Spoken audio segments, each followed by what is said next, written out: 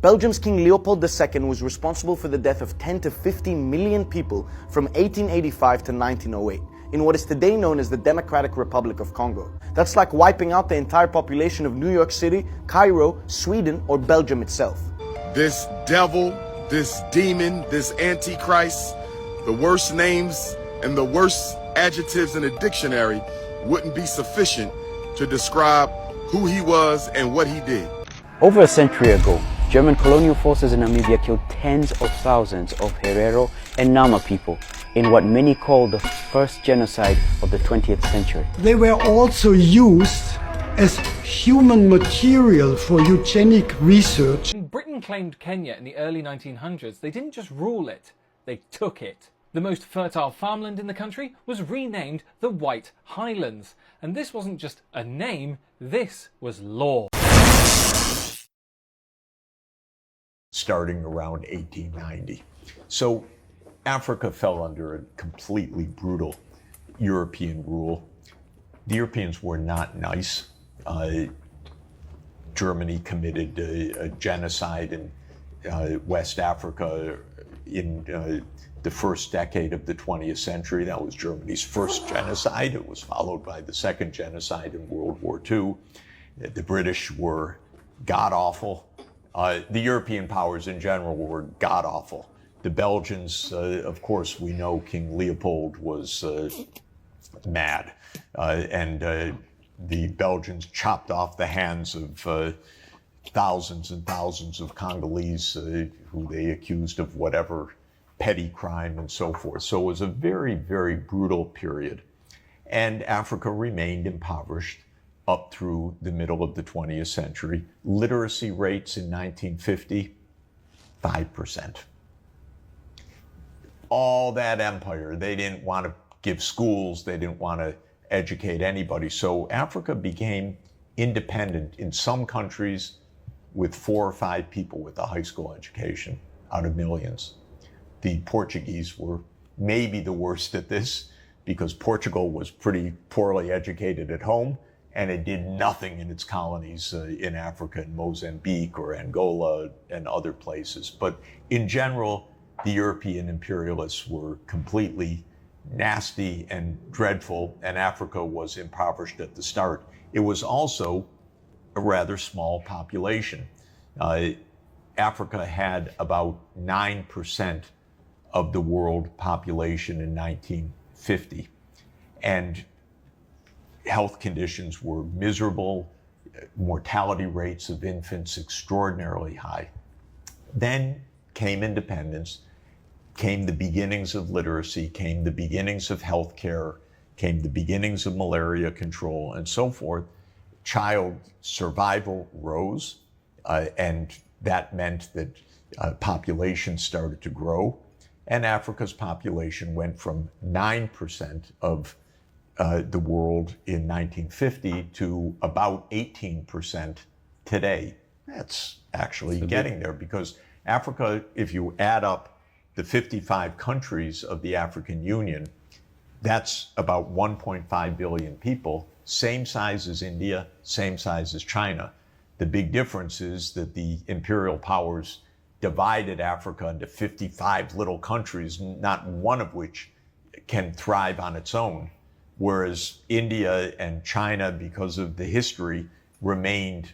The hidden Holocaust, a genocide nearly twice to 3 times the size of Hitler's campaign to exterminate the Jews. Belgium's King Leopold II was responsible for the death of 10 to 15 million people from 1885 to 1908 in what is today known as the Democratic Republic of Congo. That's like wiping out the entire population of New York City, Cairo, Sweden, or Belgium itself. When King Leopold II was born in 1835, Belgium was only 5 years old. He was the eldest surviving son of Leopold I. Most of the royal families of the time in Europe were actually related. For example, Leopold II was the first cousin of Queen Victoria of Britain. In his own words, quoted by US historian Hochschild in his book King Leopold's Ghost, Leopold said, quote, "A fine chance to secure for ourselves a slice of this magnificent African cake." And the scramble for Africa was moving fast. To put it in perspective, in 1870, more than 80% of sub-Saharan Africa was under the rule of indigenous chiefs and kings. 40 years later, all of it, apart from Ethiopia and Liberia, were colonized by white settlers. around 2 million square kilometers, 60 times the size of Belgium, as King Leopold's personal property. It was the world's first private colony, and Leopold called it État indépendant du Congo, the Congo Free State. Ironically, he had more power over this area than he did his own country. Leopold never visited the Congo, but it became a major source of his wealth. Women were held hostage and men sent to collect rubber. The women were raped. The men who were unable to find enough rubber or tried to defy colonials were killed. An infamous practice that became widespread during this period was maiming or chopping off the hands and feet of Congolese children, women, and men. Photos of the time clearly depict the horrific reality. The reasons behind it was as morally void as the practice. For each bullet used, a soldier of the Force Publique had to present his white officer the severed hand of a rebel killed. Maiming was also used as a punishment against locals for not fulfilling the rubber production quotas. To make up for the low production, troops actually began to use hands as currency. Colonial administrators also kidnapped orphan children from communities and transported them to child colonies to work or train as soldiers. Estimates suggest that 50% of these children died. The focus on rubber had other disastrous consequences, as no able-bodied men were left to hunt, fish, or cultivate crops, and so famine and disease killed off even more of the native population. Millions were dying, the birth rate was dropping, and the trauma was widespread. Meanwhile, Leopold was busy building human zoos, such as the Africa Museum in his palace at Tervuren, which featured 267 Congolese people as exhibits. This cruelty, racism, and barbarity is seen by some as the first genocide of modern times. Demographers estimate that between 1880 and 1920, the population of the Congo was slashed by half, from 20 million people at the beginning of that period to an estimated 10 million at the end. The Belgian parliament eventually forced Leopold to relinquish control of his fiefdom in 1908, a year before he died. The transition wasn't cheap though. Leopold only relinquished his control after a financial compensation of 250 million Belgian francs, approximately more than $2 billion in present-day currency. You see the statue that's behind me? King Leopold II, 1885. The Western powers of the world came together and they carved up Africa like a cake. They decided who would get what. What would France get? What would Portugal get? What would the UK get? What would Belgium get? And this man right here, this devil, this demon, this antichrist, the worst names and the worst adjectives in a dictionary wouldn't be sufficient to describe who he was and what he did. The Belgian Congo became the personal property of King Leopold II. There's nothing wrong with us learning about what happened to the European Jews in Germany, because it was, without question, a genocide. But the amount of people that this white supremacist killed in the Congo, even more than 50 million. And when they colonized Africa, unlike slavery, they made you a slave in your own home. Slavery, they put us on ships and took us somewhere we never been. But with colonization, they made us slaves in our own home. And the Belgian Congo had one of the worst forms of forced labor throughout the entire African continent. If you didn't produce what they felt you should have produced for free, they cut hands off, brothers and sisters. They cut feet off, brothers and sisters. This man right here, this devil, we must not only study our ancestors and our heroes, we got to study our enemies as well, so we can prepare for their next round. Germany wiped out 80% of 2 entire African nations in just 4 years, and most of the world has never heard their names. It's 1904 in Namibia. German settlers arrive, seize the best land, wells, grazing grounds, cattle, everything. The native people, Herero and Nama, resist. They fight back against the theft. Germany's response is total annihilation. General Lothar von Trotha issues an extermination order. Every Herero, armed or unarmed, will be shot. Survivors are driven into the Omaheke Desert. No water, no escape. Soldiers poison the wells behind them. Those who don't die of thirst are hunted. The survivors are rounded up, placed in camps surrounded by barbed wire. The first modern concentration camps in history. Forced labor, starvation, medical experiments. Decades before Auschwitz. Skulls are shipped to Berlin for science. By 1908, up to 80% are dead. 65,000 Herero, 10,000 Nama. Germany called it colonial policy. History calls it genocide. Over a century ago, German colonial forces in Namibia killed tens of thousands of Herero and Nama people in what many call the first genocide of the 20th century. They were also used as human material for eugenic research. They were starved, enslaved, and exterminated, many dying in concentration camps. Germany offered 1.1 billion euros over 30 years, but called it development aid and not reparations. The descendants of the victims rejected the offer.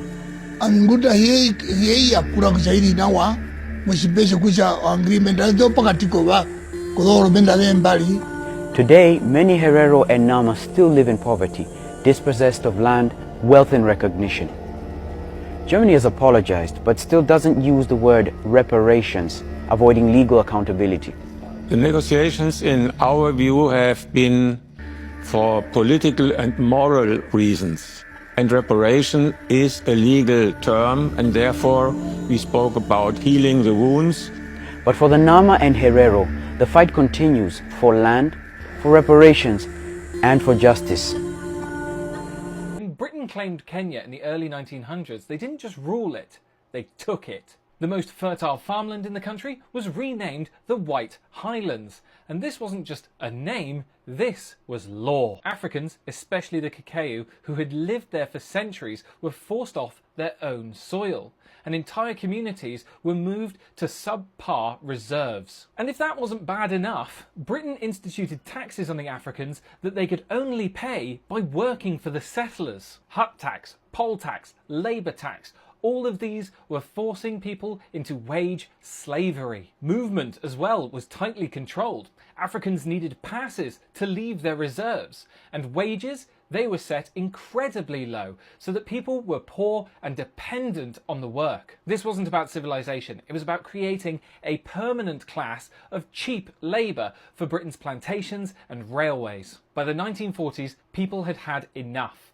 And political groups like the Kikuyu Central Association started demanding land and rights. And out of that frustration, the Mau Mau Rebellion kicked off in 1952, with fighters swearing secret oaths to reclaim their country. And how did Britain respond? With overwhelming violence. Entire villages were wiped out, and communities rounded up and put into barbed wire camps. And inside those camps, torture was routine.